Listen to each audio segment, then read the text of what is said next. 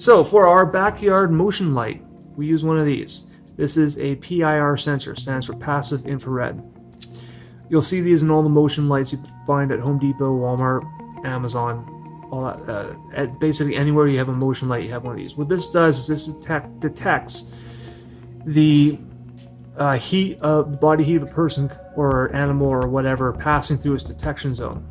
And I like using this because you can wire this up yourself, and you can position this sensor anywhere you want in relation to the lights. Whereas if you go to Home Depot, you buy a motion light, it usually comes all as one unit, and then you're limited by how you can actually set it up. So for this case, you'll see it says output, input, but it does not tell you which is positive, which is negative. For this particular model, the center two were positive, the other two were negative. I'm going to show you wiring this up in just a moment. So for the lights for a backyard motion light, I picked automotive lights. The reason I picked these is one, they run up 12 volts, and two, they come with nifty little brackets that you can bolt in and use to tilt and mount virtually anywhere you want. You can mount them like this, you can mount them on an angle, you can mount anything you want, and you can also modify these brackets very easily. These are designed to be mounted on the roll bars and bumpers and such of trucks and cars and whatnot. So they're designed for outdoor use as well. They come with the wires sticking out the back, so they're very easy to wire into your sensors.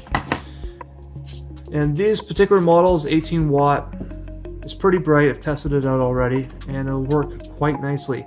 You can select any lights you want as long as they're 12 volt, at least for this particular setup.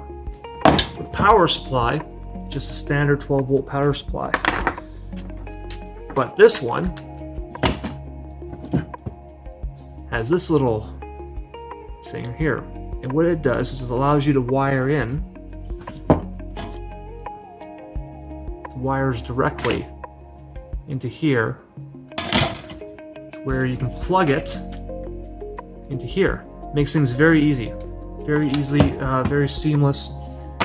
And it allows you also to disconnect things very quickly, very effectively. You can set this whole thing up and then plug your power supply in last. It's a little feature I like quite a bit. So first thing we're going to do is we're going to do a bench test on this. So I'll show you that in just a moment here. Okay, so we're going to do a bench test. The reason we're going to do a bench test is we want to make sure that this sensor and these lights actually work before we go and start putting them up outside. So I'm just going to secure this in place. Grab a screwdriver and we'll get started. So the first thing I'm going to do is I'm going to wire up my light. Now you can't see it on the view here, but this is my output, this is my input. Center two leads are positive, so I'm going to take my positive, I'm going to place it in here, secure it down. Take my negative, exact same thing. Secure it down, do a little test, tug it. Take my wire here, go positive,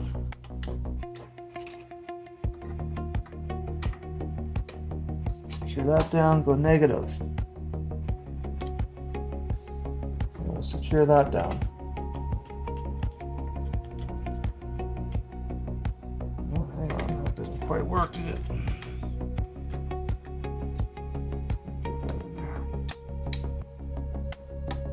Make sure that this is actually very secure in there. It's not something you want to play around with. Okay, give everything a tug, make sure it's all in. So my other side of this wire